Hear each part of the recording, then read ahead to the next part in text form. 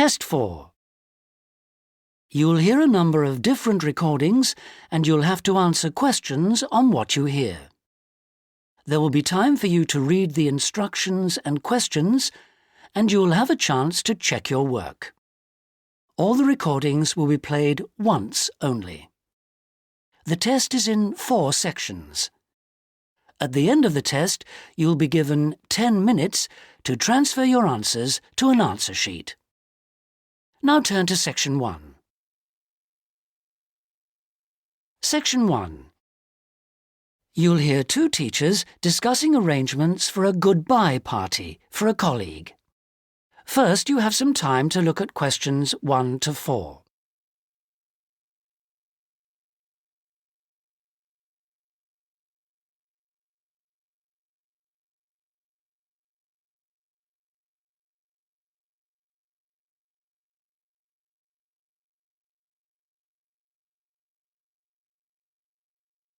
You'll see that there is an example that has been done for you. On this occasion only, the conversation relating to this will be played first. Hi, Tony. Thanks ever so much for coming. You know we've been asked to organise something for John's farewell. Yeah, sure. It's about time we started working out details. Exactly. We don't want to leave it so late that it's double the work. Right. Do you want me to take notes? Oh, that'd be great, thanks. Right. First thing is, when is the best time to hold it? Well, he leaves on the 24th of December. So what about the 22nd? Yeah, I think that's about right. We want it quite near the time, don't we? The date of the goodbye party is the 22nd of December. So, 22nd December has been written in the space. Now we shall begin. You should answer the questions as you listen because you will not hear the recording a second time. Listen carefully and answer questions 1 to 4. Hi, Tony. Thanks ever so much for coming. You know we've been asked to organise something for John's farewell. Yeah, sure. It's about time we started working out details. Exactly. We don't want to leave it so late that it's double the work. Right. Do you want me to take notes? Oh, that'd be great, thanks. Right. First thing is, when is the best time to hold it? Well, he leaves on the 24th of December. So what about the 22nd? Yeah, I think that's about right. We want it quite near the time, don't we? Sure. And what about a venue? In college? A hotel? I think a hotel will probably work out rather expensive. And I've been looking at the college dining room.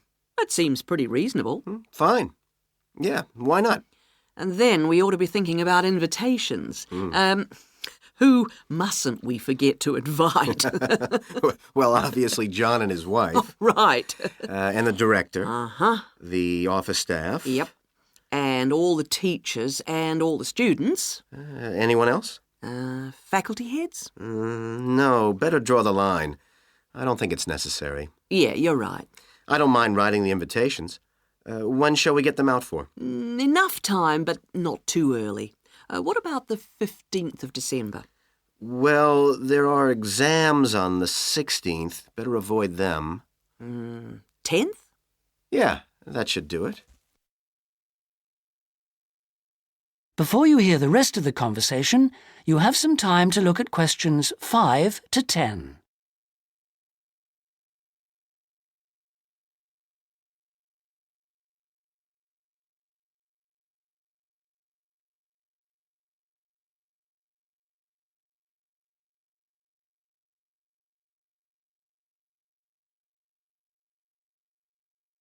Now listen and answer questions 5 to 10. So, what does that leave? Oh, yes, a present. Would you mind doing that? No, not at all. We usually go round with an envelope during coffee break, don't we? Yeah, coffee break's always the best time, because people have got their money handy. Yeah, exactly.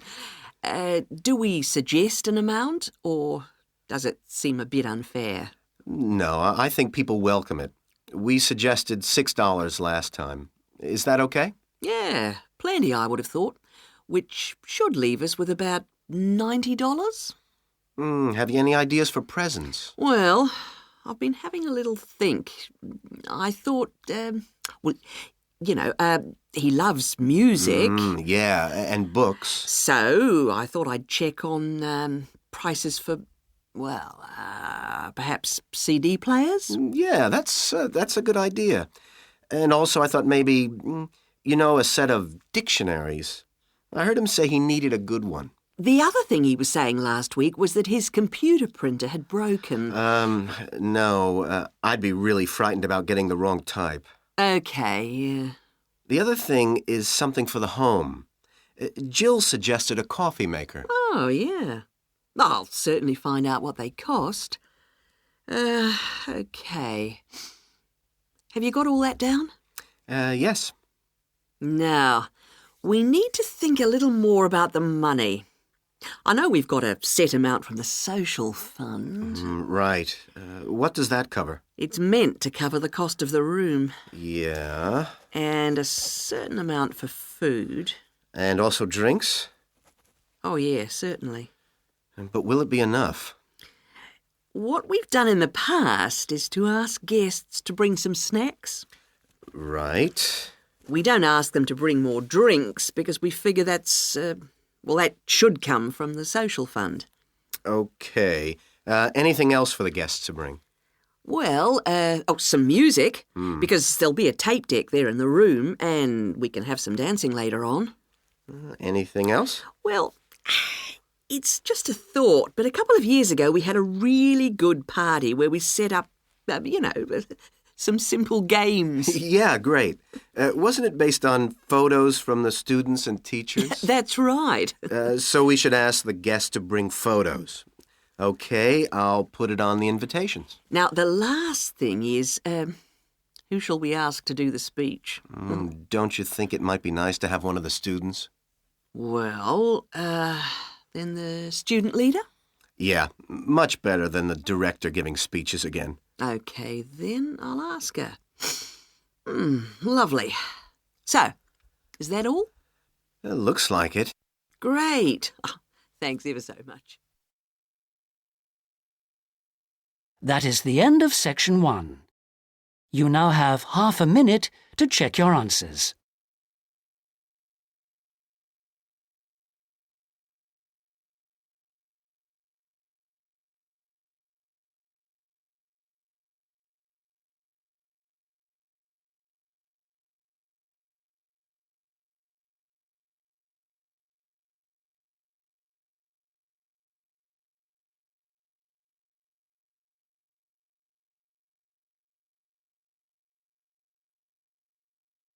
Now turn to section 2.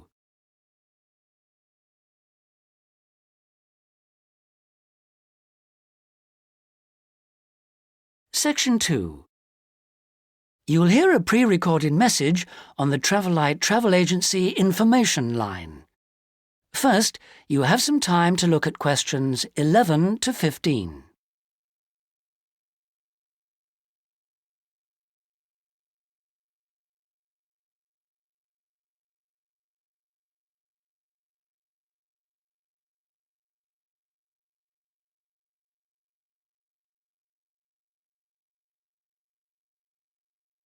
Now listen carefully and answer questions 11 to 15. Thank you for calling the free Travelite Travel Agency information line. You will not be charged for this call. In order to deal with all calls effectively, we offer you a number of options. Please listen carefully and press your required number at the appropriate time or dial a new number. If you want to hear about special offers, please press 1. If you want to hear our latest price lists, please press 2. If you want to make a complaint, please press 3. If you want information about our new walking holidays, please press 4 now. Thank you for calling our Travelite Walking Holidays line.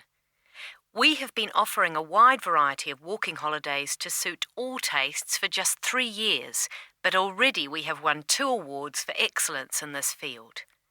We offer guided walking tours to suit the discerning traveller in 12 different centres throughout the whole of Western Europe. We are planning to open our first centre outside this area in the coming year, so watch out for developments. But the pride of Travel Light is the level of guidance and support we offer on our walks. All are planned in detail by our highly trained guides who all work in a variety of different Travel Light locations, so we can guarantee standards. Each day we offer 3 separate walks catering for all skills and fitness levels. We also pride ourselves on our friendly service, particularly important for the increasing numbers of people who choose to holiday alone. Unlike almost all travel operators who happily charge large supplements for single rooms, we guarantee that no single client will pay more, even when only double rooms are available for them. And the day doesn't end with the return to base. After our dinner at communal tables designed to make all our guests feel part of a family atmosphere, entertainment is laid on nearly every night with tour leaders on hand to organise lectures, games, quizzes, and respond to any special request from guests. Before you hear the rest of the message, you have some time to look at questions 16 to 20.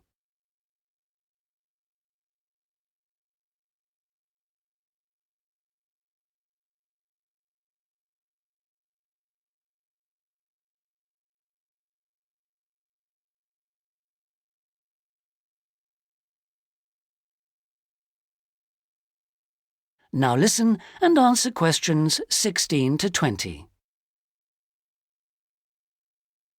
The following is a summary of costs and special inclusive offers on holidays for the coming summer. We have 3 lengths of holiday: 3-day, 7-day, and 14-day. The 3-day holiday costs $180 for all accommodation, food and walking, and for the first time this year, we are including in that price the cost of picking you up from the nearest station. The 7-day holiday costs $350 per person and, as well as including the offers of the 3-day holiday, also includes a magnificent book giving the local history. On top of that, we are able to include free maps for you to better enjoy the walking and even plan in advance if you wish. For the 14-day holiday, our special price is $690 per person, and that includes all the offers for the 3- and 7-day holidays, plus membership of a local walking club, so you can better enjoy the full flavour of the local life. For further information, please contact your local travel agent. Thank you for calling the Travel Light Travel Agency Information Line. That is the end of section 2. You now have half a minute to check your answers.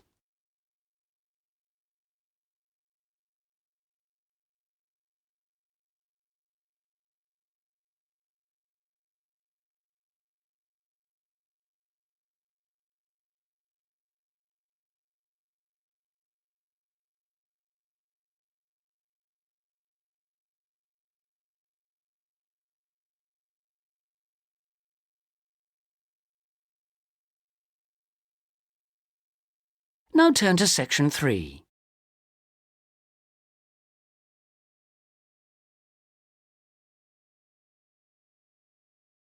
Section 3. You will hear a conversation between 2 students who are studying to be teachers, talking about science experiments. First, you have some time to look at questions 21 to 26.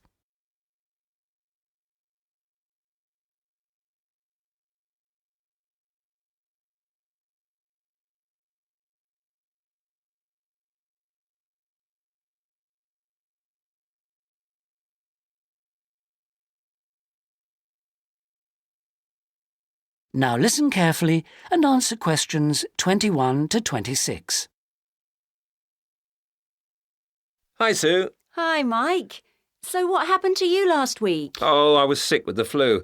What's this I hear about a big assignment we've got to do? Oh, well, basically, we've got to find 2 science experiments to do with a group of 8-year-old children at the local primary school. And we've got to complete it by the end of the week. That sounds like hard work. Where are we supposed to get the ideas for these experiments from? Well, I managed to get hold of 2 books from the library. Oh, well done. How about if we take a look at the experiments in this book first and see if anything looks suitable? I can make notes as we go about equipment and the purpose of the experiments. OK, let's see. The first experiment is called Make Your Own Hovercraft, which sounds very ambitious. Mind you, you only need 20 balloons and a table. You don't need any special engines or anything like that. What do you do with it all?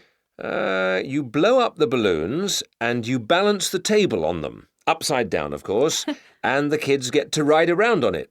You know, the other kids sort of push them around the room. The main purpose is to show how hovercrafts work and how things hover around on just a cushion of air. OK, that doesn't sound too bad. OK, ready for number 2? Mm-hmm. Now, this one is called Unusual Measures of Lengths, and you basically use lots of paper clips. The kids go around the class measuring things, you know, how long the desk is and that sort of thing. And then they all compare their answers. And basically, because not all paper clips are the same lengths, they should come up with some strange answers. It's supposed to demonstrate the importance of having fixed units of measurement. Yeah, that's not bad.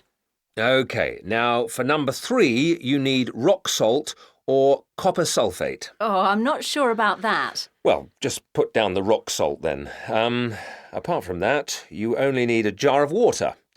And basically you dissolve lots of salt into the water and watch the crystals form. So it basically teaches the kids about growing crystals. Yeah, I suppose it would be nice to grow something. Let's move on and have a look at number 4. OK, this one is called Spinning Colour Wheel. It looks like you get some cardboard and draw a circle on it, divide it into 6 equal segments and colour each one in using different colours. Then you thread a piece of string through the middle. So we'd need some string as well. Yes, sorry. And you spin the wheel around, and if you can get it spinning fast enough, hopefully the colours all merge and show up as white. Oh, I didn't know that. What's the principle behind it? Well, it's pretty elementary physics, really. It teaches them about how white light or ordinary light is made up. Well, that doesn't sound too bad. Now, there's only one more left in this book, isn't there? What does that one say? Well, it's another one where they'd get to make something. Sounds very interesting. You need quite a lot of equipment, actually. A hand drill, an old record, a pin or needle, some paper and a bolt. Go on. What do they have to do? Well, they basically make a record player. The main idea is to teach them about recording sound. But hopefully they'd also see that you need motion and an amplifier to make the sound heard. OK, well, it does sound interesting. Shall we go through all of those again and decide if any of them are going to be suitable? Before you hear the rest of the conversation, you have some time to look at questions 27 to 30.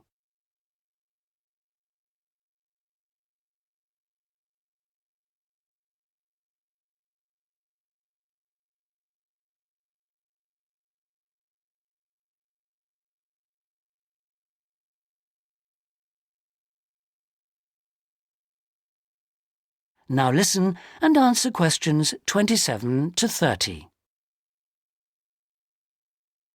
Right. Number 1.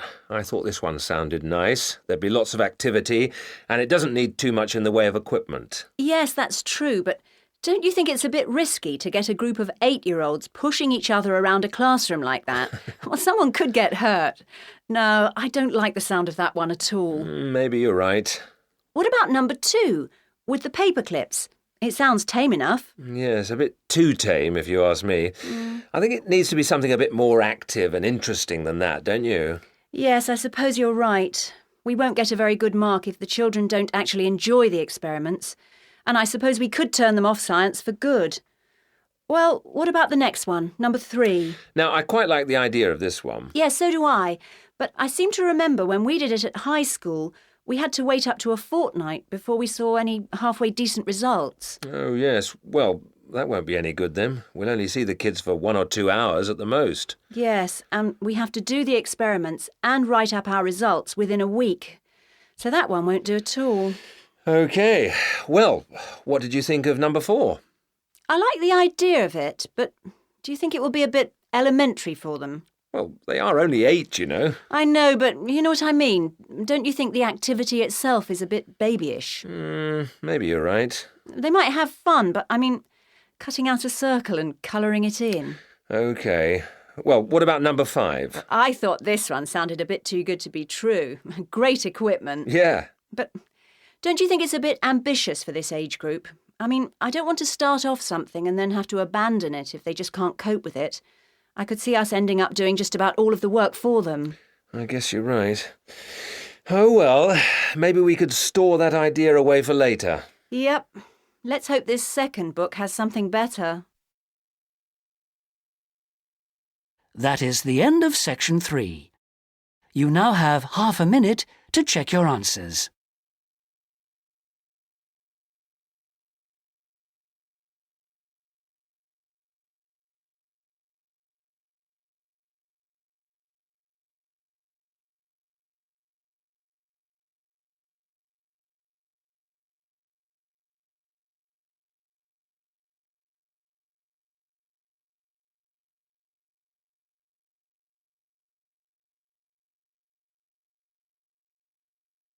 Now turn to section 4.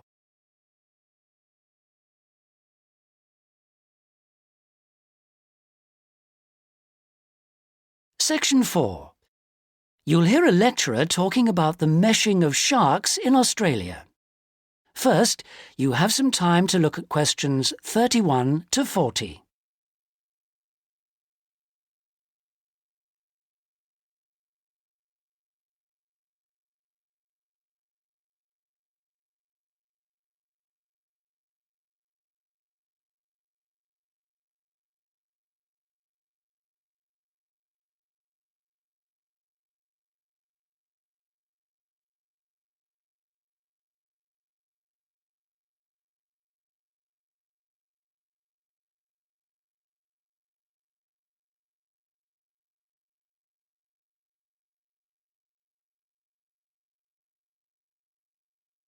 Now listen carefully and answer questions 31 to 40.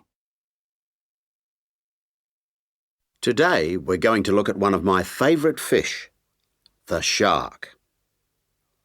As you know, sharks have a reputation for being very dangerous creatures, capable of injuring or killing humans. And I'd like to talk about sharks in Australia. Sharks are rather large fish, often growing to over 10 metres, and the longest sharks caught in Australia have reached 16 metres. Sharks vary in weight with size and breed, of course, but the heaviest shark caught in Australia was a white pointer. That weighed 795 kilograms. Quite a size. Sharks have a different structure to most fish.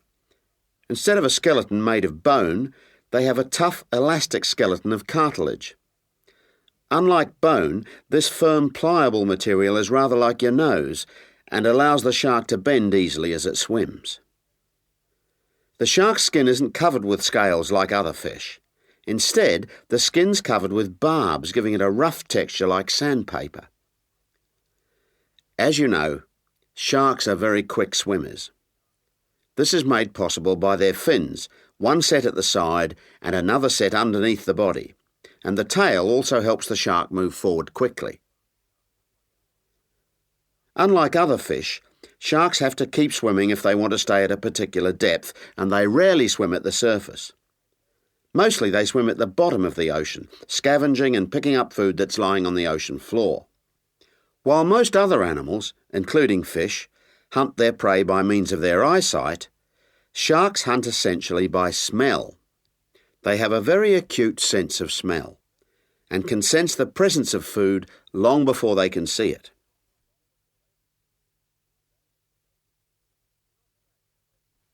In Australia, where people spend a lot of time at the beach, the government has realised that it must prevent sharks from swimming near its beaches. As a result, they've introduced a beach netting program. Beach netting, or meshing, involves setting large nets parallel to the shore. This means that the nets on New South Wales beaches are set on one day and then lifted and taken out to sea on the next day. When shark netting first began in 1939, only the Sydney metropolitan beaches were meshed. These beaches were chosen because beaches near the city are usually the most crowded with swimmers. 10 years later, in 1949, systematic meshing was extended to include the beaches to the south of Sydney. As a result of the general success of the program in Sydney, shark meshing was introduced to the state of Queensland around 1970.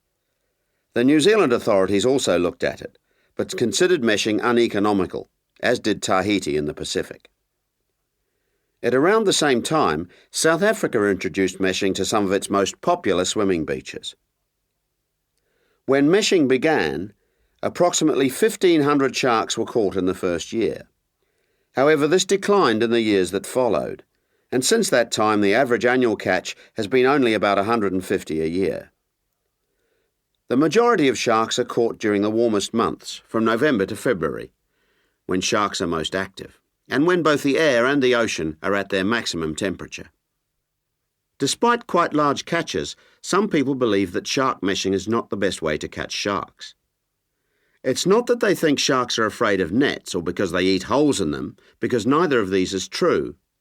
But meshing does appear to be less effective than some other methods, especially when there are big seas with high rolling waves and strong currents, and anything that lets the sand move.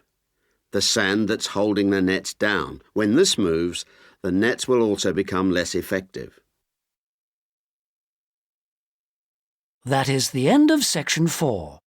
You now have half a minute to check your answers.